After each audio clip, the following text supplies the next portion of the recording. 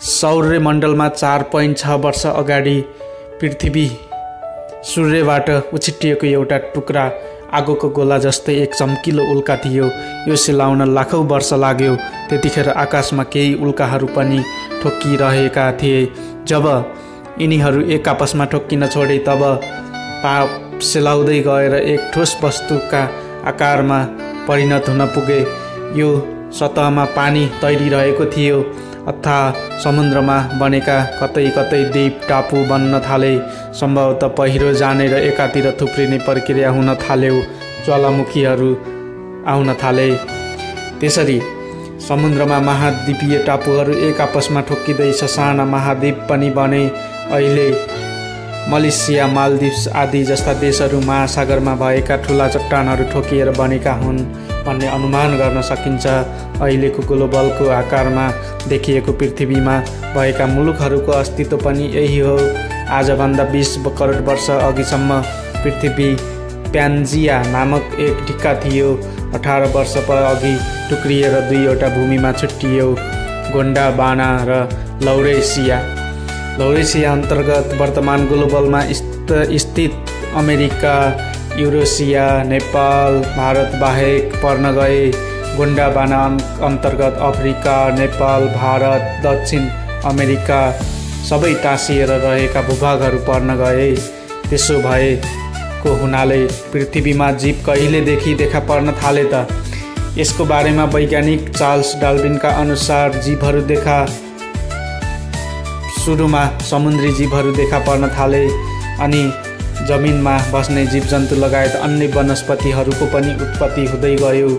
आजभन्दा करिब 57 वर्ष अघि पहिले पृथ्वीमा जीवको उत्पत्ति भयो। सुरुमा एक कोषीय ब्याक्टेरिया जस्ता जीवात्मा देखा पर्न थाले अनि 34 करोड वर्ष पहिले जलचर उत्पन्न भए। जलमा पाइने जीवजन्तुहरू उत्पन्न भए। त्यसपछि 16 करोड वर्ष पहिले सरीसृप घर्षणे प्राणीहरूको विकास उत्पत्ति हुँदै गयो। वैज्ञानिक भन्छन् पछिल्ला 7.5 करोड वर्षमा मात्र स्तनधारी प्राणीको विकास भएको जनाउँदछन् वैज्ञानिकहरू। वनस्पतिको उत्पत्ति पनि 44 करोड वर्ष अघिदेखि नै उत्पत्ति भएको मानिन्छ। तर हालको विकसित मानव जातिको विकास भएको करिब 10 लाख वर्ष मात्र भएको छ भन्ने गर्छन् वैज्ञानिकहरू। मानवभन्दा अघि शरीरको स्वरूप बाँदर जस्तो देखिन्थ्यो पनि भन्छन् वैज्ञानिकहरू। मानव जाति उत्पत्ति खोज्दै जाँदा 1 करोड 20 लाख वर्ष अघि भएको मानिएको छ। बानर प्रजातिको अवशेष भेटिएको आधारमा यो अनुमान गरिएको हो। केन्यामा पछिल्लो क्रममा भेटिएको यो अवशेष भने 1 करोड 40 वर्ष पुरानो मानिएको छ। नेपालको पाल्पा स्थित भान शिवालिक पर्वतको फेदीमा सन् 1983 पाइएको रामापिथेकसको माथिल्लो बङ्गराको कार्बन डेटिङबाट गरिएको परीक्षणबाट 1 करोड 10 लाख वर्ष पुरानो मानव जातिको अस्तित्व पत्ता लागेको थियो। त्यसरी नै चीन, ग्रिस, टर्की, हङ्गरी र पाकिस्तानमा पाइएका अवशेषका आधारमा मानव जातिको उत्पत्ति 80 देखि 95 लाख वर्ष पुरानो हुन् भन्ने अनुमान पनि गरिएको छ। यसरी भन्दा अनुमानित औसत हिसाबमा मानव जातिको उत्पत्ति करिब 1 करोड वर्षको आसपासमा भएको वैज्ञानिकहरू बताउँछन्। तर यो अटकलबाजी हो। तर हामीहरूले विश्वास गर्नु नै त्यही त हो नि। मानव सभ्यताको सुरुवातमा बाँदर जस्तै देखिने जीव प्रोकन्सकुल भनिन्थ्यो। यिनीहरूका शरीर कुप्रो थियो। यो ओडारमा, गुफामा, रुखहरूमा बस्ने गर्दथे। यिनीहरूको स्वभाव बाँदर जस्तै थियो। यसपछि यसभन्दा अघि अलि विकसित जीव देखा पर्न थाल्यो। यो प्रजातिको शरीर केही अग्लो, केही बुद्धिमान, लामा लामा हातखुट्टा र केही झुकेको कुप्रो शरीर थियो। यसपछि कालान्तरमा अस्ट्रेलोपिथेकस, नेडथालामन्स र क्रोमैग्नन जस्ता विकसित अहिलेकै मानव देखा परे। सुरुको बाँदर प्रजाति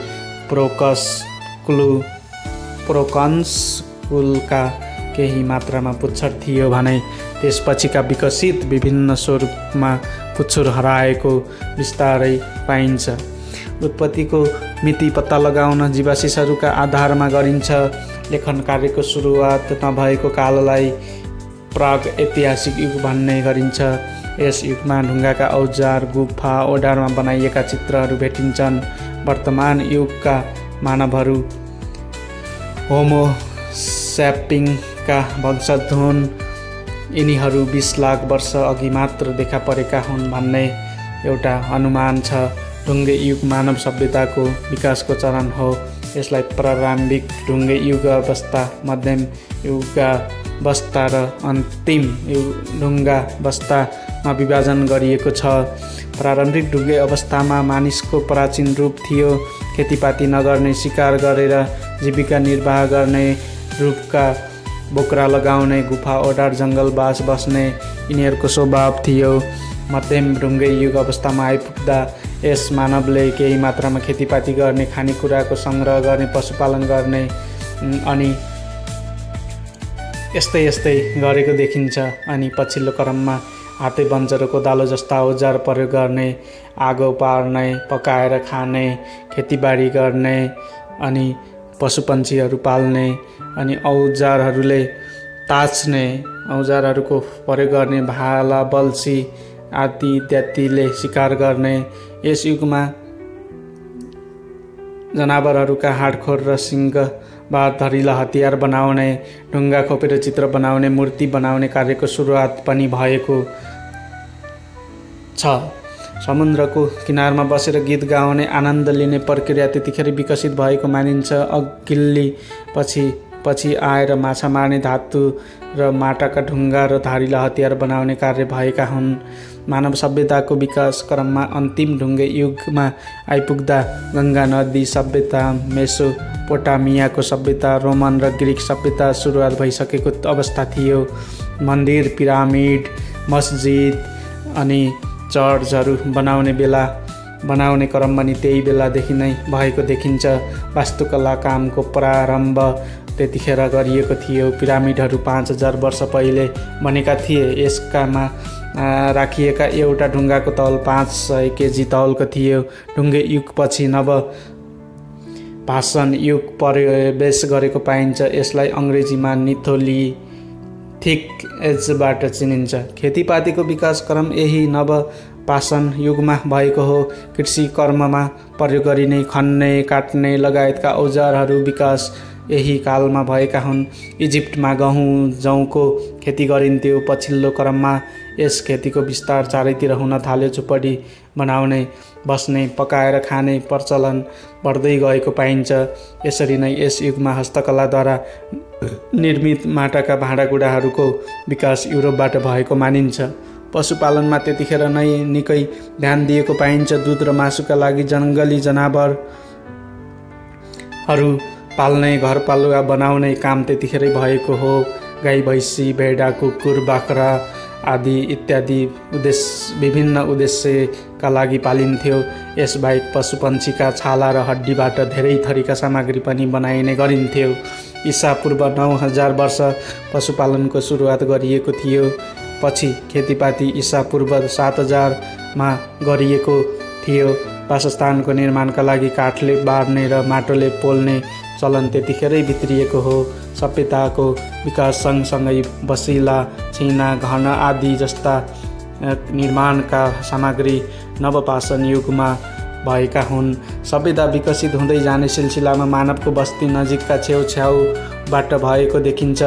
नाइल नदी, टिङ्गर नदी, युरोपेल नदी, ह्वाङ्गो नदी, उई र सिन्धु नदी सभ्यता बारम्बार सुनिँदै आएका हुन्। समथर ठाउँमा घरजम गरेर बस्ने गर्नाले निकै नै सुविधा अथवा बस्नलाई सजिलो हुने अनुमान गरिन्थ्यो। पछि घर बस्ती बस्दै गएपछि जब मानिसको जनसङ्ख्या वृद्धि हुँदै गयो अनि त्यसपछि सहरीकरणको अवधारणा पनि त्यहीँबाट आएको देखिन्छ। नाइल र सिन्धु उपत्यकाको सभ्यता 45000 देखि 4000 ईसापूर्व भएको अनुमान गरिएको छ। मेक्सिको र पेरुमा पछि मात्र सभ्यता विकास भएको हो। इजिप्ट, बेलिनोल, सिरिया र पर्सिया कला क्षेत्रमा निकै अगाडि भएको पाइन्छ। वास्तु अनुरूपमा घर टहरा बनाउने काम त्यतिखेरै भएका थिए। सौर्य ऊर्जा, चुम्बकीय ऊर्जा र ग्रहण क्षेत्रमा प्रभावलाई विशेष महत्त्व दिइन्थ्यो।